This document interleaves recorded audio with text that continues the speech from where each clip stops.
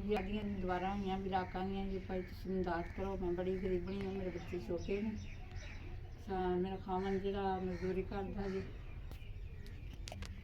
मैं बड़ी गरीब हाँ, जरा काम करो मेरे नाल, बच्चे मेरे बिल्कुल छोटे ने, मैं बड़ी गरीबनी हूँ, मैं कोई छत दी समान दो मेरा भी, मैं थोड़ा याद नहीं कि दोबारा बनाइया नहीं, मैं बड़ी मजबूर हाँ,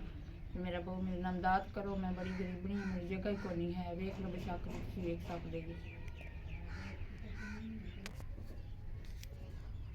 तो ठीक है बहन भाइयों, आपने सुन लिया है कि खाला जी का कहना है कि मकान तो बनवा लिए हैं, वो भी ब्लॉकों का,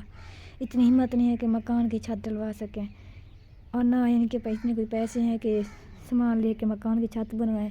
अगर हमारे बहन भाई कोई भी इस खाला की मदद करना चाहता है तो इस गरीब लोगों की मदद करें,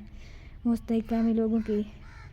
ऐसे लोगों की मदद किया करें जो अल्लाह पाक आपकी जिनका बहुत ही अजर देगा। नंबर हमारा दिया गया, जज़ाकल्लाह।